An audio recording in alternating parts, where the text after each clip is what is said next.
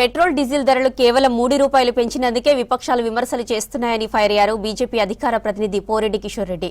ఎన్నికలు అయిపోగానే ధరలు పెంచారని, ధరల నియంత్రణలో మోదీ సర్కార్ ఫెయిల్ అయిందనడం సరికాదన్నారు. అమెరికా ఇరాన్ యుద్ధం వల్లనే పెట్రోల్ డీజిల్ ధరలు పెరుగుతున్నాయని వివరించారు. దేశం బాగు కోసం పరేడ్ గ్రౌండ్ సభలో ప్రధాని ముందస్తు సూచనలు చేశారని చెప్పారు. విదేశీ పర్యటనలు చేయొద్దని, బంగారం కొనొద్దని మోదీ ఎక్కడా చెప్పలేదన్నారు. వీలైతే ఏడాది వరకు వాయిదా వేసుకోవాలని మాత్రమే సూచించారన్నారు పోరెడ్డి కిషోర్. 10వ తారీఖు నాడు మోడీ గారు తెలంగాణ వచ్చారు, హైదరాబాద్కు వచ్చారు. వచ్చిన రోజు ఆ రోజు ఒక భారీ బహిరంగ సభ ఉండింది. ఆ బహిరంగ సభలోనే ఇది రాజకీయ బహిరంగ సభ, పొలిటికల్ సభ అసలైతే.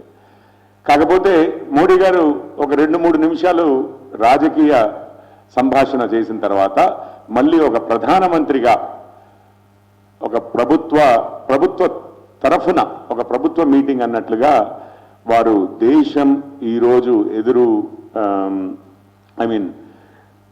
దేశం ఎదుర్కొంటున్న సవాళ్ల గురించి ఒక సప్తసూత్రాలు అని చెప్పి మనందరికీ వాటిని అధిగమించడానికి దారి అంటూ ఒక సప్తసూత్రాలు అంటూ మనందరికీ చెప్పడం జరిగింది. డీజిల్ పెట్రోల్ వినియోగం తగ్గించుకోవడము, అట్లాగే వంట నూనెల వినియోగం కొంచెం తగ్గించుకోగలడం, ఎలక్ట్రిక్ వెహికల్స్ ఎక్కువగా వాడడము, అట్లాగే ఏదైనా వస్తువులు పంపించాలన్నా రవాణా విషయంలో మనమే ప్రయాణం చేయాలన్నా రైళ్లు వాడగలగడం. ఎందుకంటే అవన్నీ ఎలక్ట్రిసిటీ మీదకి మనం 99% మన రైళ్లు ఇప్పుడు బొగ్గు మీదనో డీజిల్ మీదనో నడవట్లేవు, మొత్తం కరెంటు మీద నడుస్తున్నాయి. ప్రపంచంలో చాలా తక్కువ దేశాల్లో ఈ లెవెల్కి 99%, మనం 1-2 స్థానంలోనే ఉన్నాం.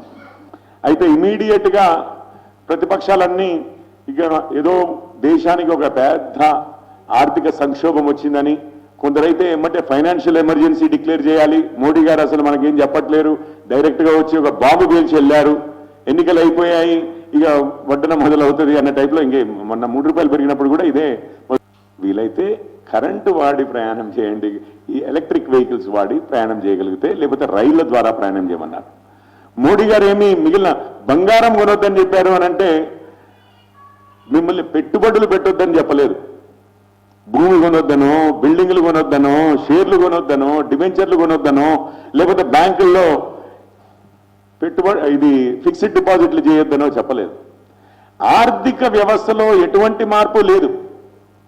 మనం గమనించవలసింది ఏంటంటే మోడీ గారు చెప్పిన విషయాల్లో కూడా మన దేశ ఆర్థిక వ్యవస్థ ఏమీ కుదేలైపోయలేదు, లేకపోతే ఏమీ తగ్గు ముఖం పట్టలేదు.